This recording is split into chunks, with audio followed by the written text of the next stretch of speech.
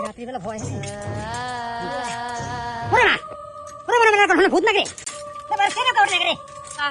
ও দাদা আমাকে নিয়ে যায় যার সময় ভূত ডাকছি নিয়ে যাও দাদা পড়াই হয়ে গেছে নিয়ে যান আমার সাথে কি আমার সাথে না